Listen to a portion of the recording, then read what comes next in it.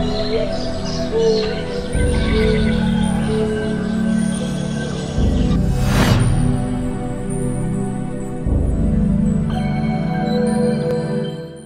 الله الرحمن الرحيم.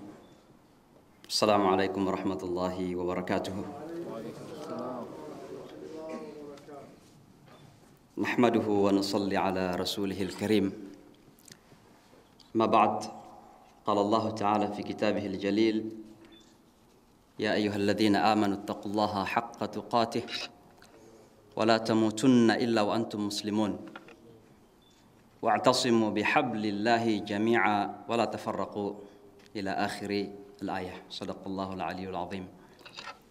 Respected Shaykhana al-Fadil, Shaykh al-Sahlani, speakers, brothers and sisters, I'm truly honored and delighted to be here tonight, because as a person who is very much involved in the interfaith dialogue around the city and the nation, I think it has been a shameful and embarrassing when the people in those forums ask me these questions.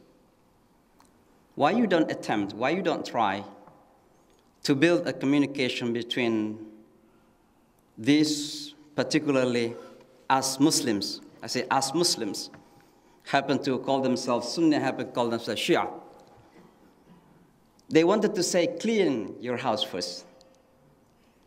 And that is an embarrassment for me as a person who worked closely with Christians, with Jews, with Hindus and Buddhists and Sikh, with all peoples of religion. So I'm truly delighted to be here tonight. The sister has spoken eloquently, intellectual speech, and I don't know anything else to add to that.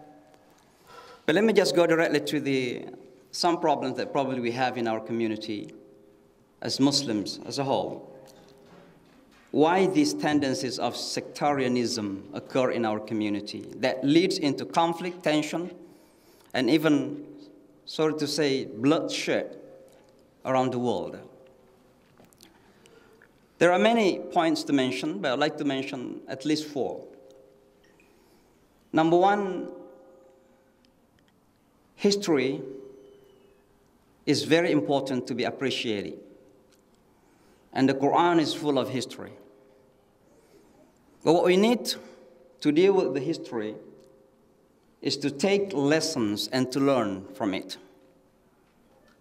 In order for us to acknowledge the shortcomings and the mistakes that have been committed in the past, in order for us also to go back and come back to the right track. فَاعْتَبِرُوا يَا أُولِي الْأَلْبَابِ لَقَدْ كَانَ فِي قَصَصِهِمْ عِبْرَةٌ. It is about learning to acknowledge that, yes, we have done a lot of mistakes, but it's the time right now for us to come back to the right track. History oftentimes make us or hijack us into a situation that we cannot move. And it creates tension and anger and internal conflict, even within oneself. Sometimes we question ourselves why such a thing happens. And so I think it's very important right now to realize that as we are entering into this new era of our ummah, that unfortunately, sadly, being influenced by such tremendous conflict and tension around the world, to realize that we need to come back. And the sister mentioned a lot about the importance of breaking down this ego. Because the reason why we don't want to acknowledge our shortcomings and mistakes is because of that arrogance. Because of that arrogance and ego. And so I think it's very important to learn from the history. Secondly, politicization of the religion. And unfortunately, it happens everywhere. Even in this beloved country of democracy. We see how religion or religious issues have been misused and manipulated in many ways. Barak who is here is very much involved with the Park 51 in the past. We know that Park 51 was begun way before it becomes controversial in the city. When there's a candidate made as a campaign tools, that's the beginning of explosion. So when religion is misused for political interests, either here in this country or anywhere else in the world, just wait for the result. And then we are starting blaming one another. Yet it is because of politicization of the religion. And I would like to mention particularly, I am from Indonesia.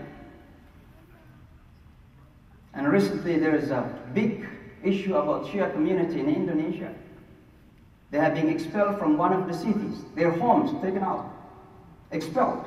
It's called City Madura in East Java. And I just came back 2 months ago.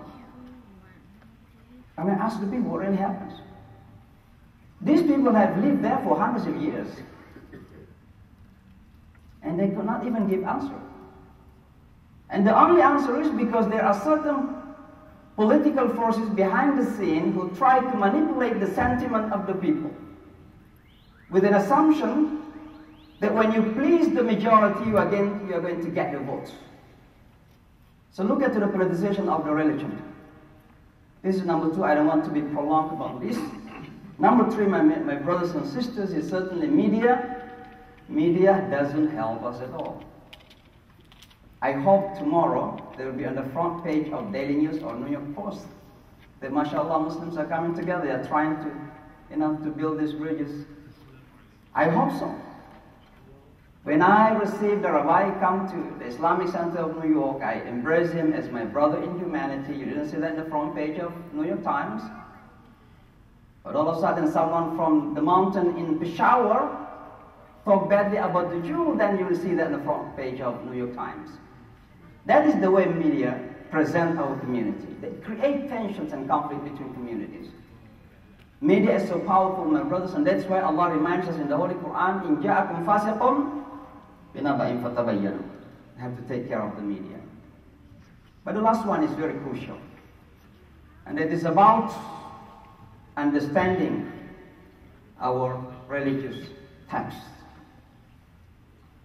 Brothers and sisters, understanding our religious text literally may lead us into what Sister Nicole says, religious arrogance. And I'm sorry to connect between the word religious and arrogance, because this is one of the most dangerous phenomenon at that time. People in the name of the religion killing others in the name of I'm the most religious, so others are wrong. And oftentimes it is based on certain understanding from our religious text. Brothers and sisters, you say the manipulation of verses of the Holy Quran. We don't have to talk about different groups within our Muslim community. Even when we talk about Jews and Christians, look at the ayat, how our neighbors, Jews and Christians to our side, and you say, no, Ya ayyuhalladhina amanu la tattakhidul yahuda wan nasara awliya. And then we translate the word awliya very simplistically, that we cannot be friends with Jews and Christians. How are you going to live in New York without being friends with Jews and Christians around? Islam is not coming to threat others. Islam is coming to be partners with others. That is our position. Muhammad sallallahu alayhi wa sallam, among the first things that he did in Medina, he embraced all segments of the society by forming the first ever civic constitution called Charter of Medina. And he included Jews, Christians, even the pagans. And who are to say we cannot be friends with Christians and Jews? The problem is because we misinterpret and we understand the verse of the Holy Quran literally without understanding the context. My brothers and sisters, because of the time, I just wanted to go directly to what we're going to do with this. There are also 4 points I'd like to mention. Number 1, we need courage. We cannot give up. There have been a lot of tension, conflicts, war, killings in the name of this sectarianism. It's the time for us to come back and go beyond this. And we can only do that when you have courage. Our brothers and sisters, go and Google Shamsi. A lot of things have been said. because of our courageous stand to build bridges of understanding with other people around us. We need courage. Number two, we have to understand that at-tanawwu', diversity, particularly within a community, is at-tabi'a al-ilahiyya. وَلَوْ شَاءَ اللَّهُ لَجَعَلَكُمْ أُمَّةً وَاحِدَةً. If Allah wills, He make you one nation, one group. Allah doesn't want that. Why? Because Allah wants us to see different ways, different alternatives. And those who oppose diversity, they are opposing the nature that Allah subhanahu wa ta'ala has set for us. That is our nature, to have different opinions. Husband and wife, different opinions. Father and sons have different opinions. Two twins have different opinions. That's the natural thing happen in our society, but we are not ready to differ sometimes. And number three is very important, understanding our priorities. Muslims living in America, at least two priorities that I would like to mention. Number one, hopefully we can build a solid society. I learn a lot from other communities. But number two, my brothers and sisters, let's save our future generation. These are two priorities. Rather than fighting about, well, when you want to pray, what the way to follow? This way or that way? We are losing our generation. We are fighting in the masjid, you follow that mazhab or that mazhab, while our generation are not coming to the masjid anymore because we don't understand priorities. The last point, my brothers, we have to have common enemies. And common enemies is present within our own communities. Poverty, ignorance, this is all violence that we have within the Muslim community.